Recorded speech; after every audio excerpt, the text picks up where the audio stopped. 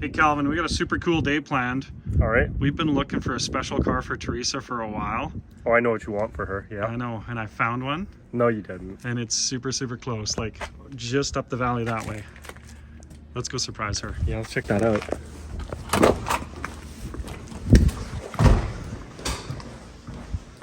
Hey Teresa, you know what day it is? Tuesday? I found another car. Okay. You want to come with me to pick it up? She doesn't even know, does she? Calvin and I found a really special car for you and we're going to go get it today. You want to come with us? Yeah. You got any guesses? Well, there's only one of two cars that it could be. Yeah, let's go. Okay.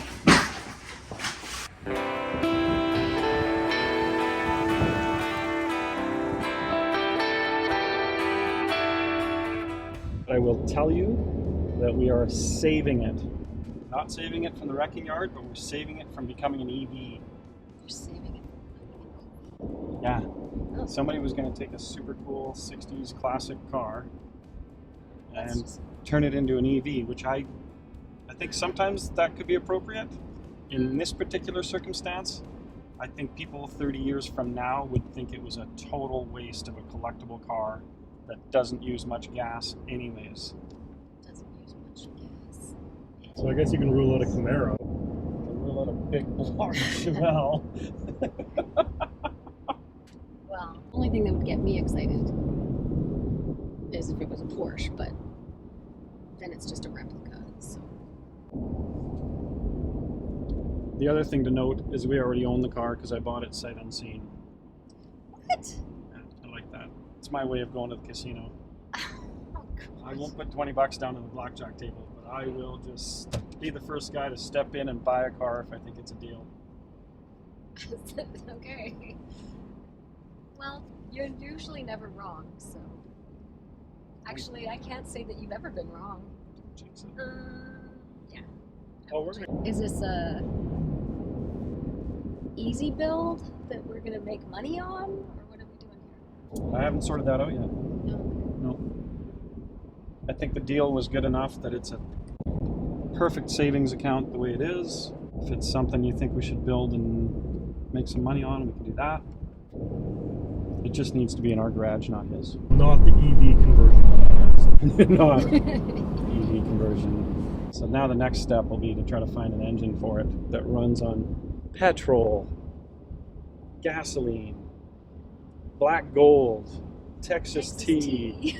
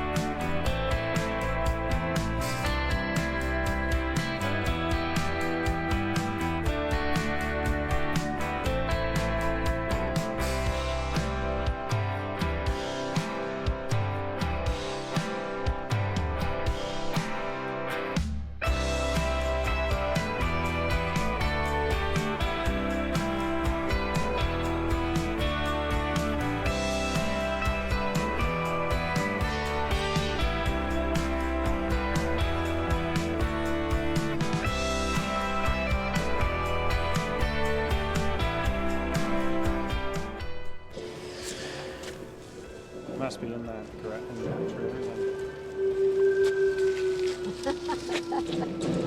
They sound so funny, hey? At least it sounds like something that one.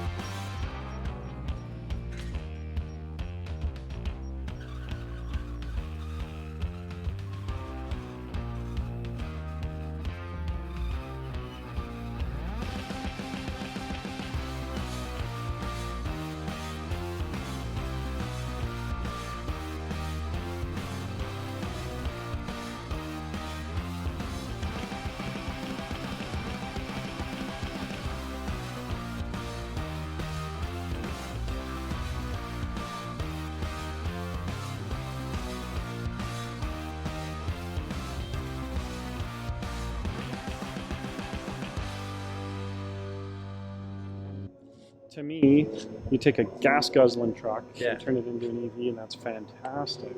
Well, I mean, not necessarily. Like that Jeep's got a 4.6 Chevy in it. I love it.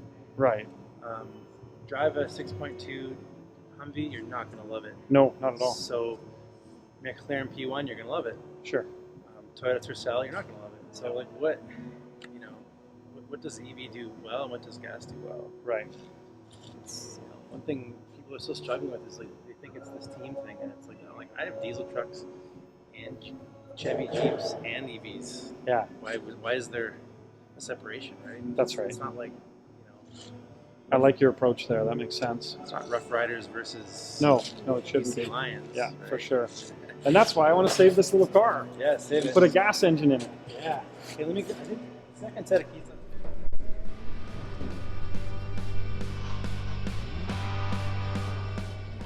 Okay, so what is a Porsche 356? Well, Ferry Porsche, the son of the guy who designed the Beetle, decided he was going to design his own car, and it's what they called a 356. Well, what became the 356. So the first one was aluminum, race car, won a bunch of races, just giving you the Coles notes. And so the 356 following is become immense. The cars sell from $200,000 to $500,000, which actually makes no sense in the automotive world, because if you spend $200,000 on a new Porsche, you get all the technology, it goes fast, it probably has air conditioning, ABS brakes, it has all the things, but it's not a 356 Porsche. It's not the car that's iconic and started it all. So of course, I love having convertibles. I love the wind going through my hair. My first one, of course, was a Jeep. I've had, I think, 3 Jeeps my lifetime. I have had multiple convertibles. I owned a BMW convertible. I had a Mercedes convertible for the longest time. I had a 968 Porsche for a while and loved that little thing. So when JF told me that he had already bought it sight unseen and it was a real 356 Porsche, you know what? I know some girls like diamonds, but this is gonna be sparklier. Way sparklier. It is a complete diamond in the rough. Diamond in the rust. I really love the Speedster look, which I found out that they only made the Speedsters for California originally. Basically. So the difference between the Cabriolet and the Speedster is, one is the windshield, and I really love that cool, the actual metal windshield on the Speedster. What's wicked about that is they were selling them, and gentlemen were going gentleman racing on weekends, so they would get to the racetrack, they would literally pick the windshield up out of the car, get rid of all the baggage that was in the front trunk, get rid of the passenger seat, so they made it as light as possible, and then they would zing around all weekend racing. And I think that's why the love affair with the Speedster, you know, your James Dean, they're iconic. It's the car that everybody wants. Yeah. We have looked at a couple coupes, basically resigned ourselves to the fact that we're poor and we're going to end up with a replica. We've bid on some replicas at Barrett. And then we've looked at Speedsters, 912s. Basically, we can't really afford to play this game. Yeah. Oh, there's that 911, that yellow mustardy colored one that we looked at in San Francisco. Oh, and there was that 912 that we looked at in Florida. That's right. And so we've been looking. We finally found one. And again, proof that if you're really, really after something, even if you can't afford it, and you're willing to put in some effort, put in some blood, sweat, and tears into a car, there is something out there. You just got to stay at it and stay diligent. Lucky for us, I happened to find one that was all metal and a real Porsche.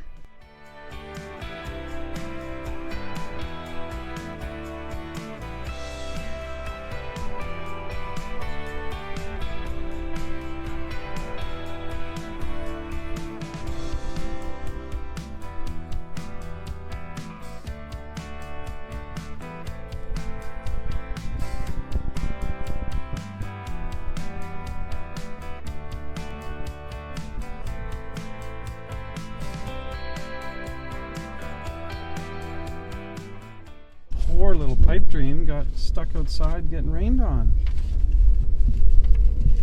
The floorboards are full of water. I know. Well, it's got all the right documentation, right? Yeah. No, it's good. And it is a C.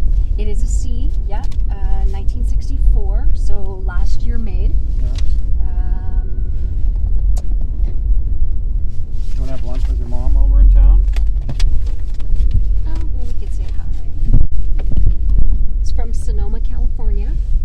So somebody famous had it. Somebody famous. I'm going to have to do some searching on it. I'm excited. I love this.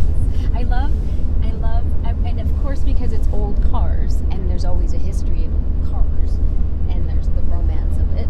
Now, with this documentation, I get to actually find out whose it was. Okay, well, based on what I'm seeing on the paperwork, and I'm going to do some investigating on my own. However, the Porsche document is written out to a Ms.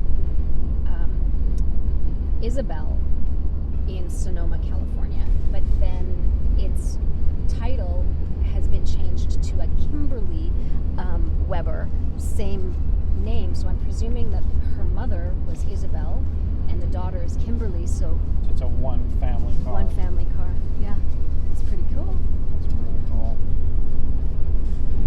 Basically a one owner. I've been doing lots of resourcing already to different companies that do replicas. I want to get as many original pieces as I can.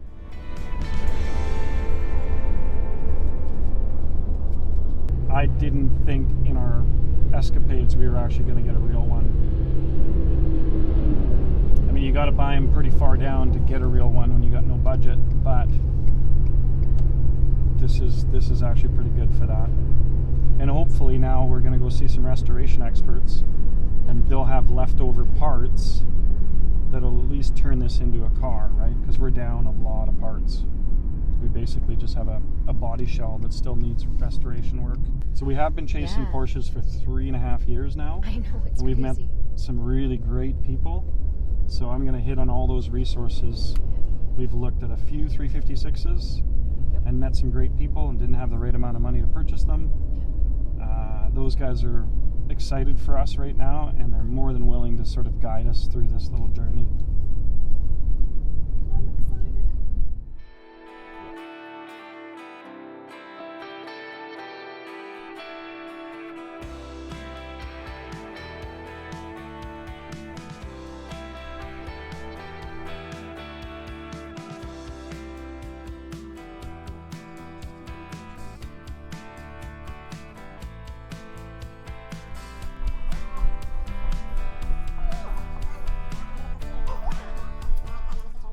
So you're going to give this man all our money, All of our money? and it won't be enough, Okay. again.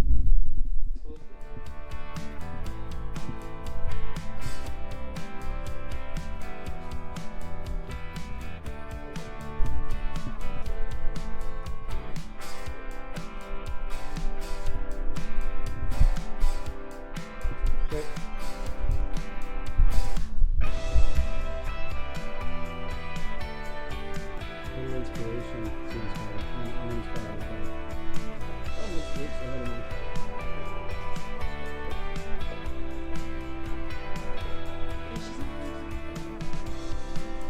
No, are you going to make this into It's a Speedster. Speedster? Okay. So this is where you get your lesson. This is actually a really cool lesson for you. The dash right here is Just go definitely stand in front of both cars and look at the sheet metal because they're both painted. Now you get to really see it. See where the windshield Yep. wipers go? Totally. Stand right between them and you'll understand. So yours is the white one, but we don't have any of that stuff. So I feel that we should make it like that one.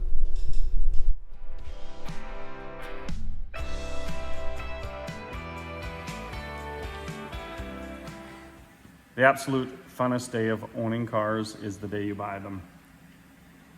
In this case, the second day you're thinking, what have I got myself into? You'd be like, yeah, we really wanted a Speedster for Teresa. We were just gonna do a replica because that's the only one we can afford. We did manage to find a really inexpensive real Porsche. But unfortunately it had an inch of water in it. They did some restoration to it, but I don't think it's up to our standards, so now I've just got myself a giant project. I think what we're gonna do, because the outlaw world in these Porsches is very well respected and it's okay to be customizing them, which I love to do, we're gonna turn this Cabriolet, because we don't have a windshield, we're gonna put a Speedster cowl on it. They're available, which will help me out. And then with the Speedster cowl, we'll put in a Speedster windshield, which is what Teresa wanted in the first place. So the day we bought it, we basically only got this shell. So picture no steering column even, no dash, no suspension of any sort, no glass. There is lots of parts missing. But in one day, we were able to locate an engine, find a transmission that's all in pieces that needs rebuild, 4 hubs with disc brakes on them, a bunch of suspension pieces, probably 70% of our suspension pieces, So we're actually getting somewhere, and it hasn't been that long. At first I thought we might have to put in a Volkswagen engine just to get this thing to drive down the road. But we stepped up to the plate, and Frank's gonna build us a really wicked 100+ horsepower, proper Porsche cases, Porsche engine for it. And we did manage to find a Porsche transmission. We did end up finding correct original disc brakes for this car, which is really neat, because what makes 64, 65 really desirable is that they had 4-wheel disc brakes, which was a huge improvement over the drums. Of course, less reciprocating mass and way better braking. So we are gonna hot rod it up to some degree. I don't think I'm gonna do anything crazy with the rest of the body because I think they're really, really pretty. I don't wanna devalue it by doing something really funky with it. Skinny little tires, motor that makes over 100 horsepower, 4-wheel disc brakes. Just a beautiful little car she can drive around. But for now, it looks like I got a ton of metal work to do. I'm just making a list on all the stuff that we gotta buy to make it happen. I don't think we're in as much trouble as we thought, but there's still a lot of work to be done here. There's a lot of these patch panels that need to be cleaned up, and there isn't much of a car here. But I am looking forward to it. I thought it would be a 1-year project. It might be just a little longer than that. I know Teresa's all excited about it, so I'm gonna hear about it all the time if I don't get to work. Stay tuned, we got lots of welding. We'll show you how to do that. Gonna have lots of body work to do. And there's a whole bunch of stuff we don't know about these cars, so we got lots of learning to do also.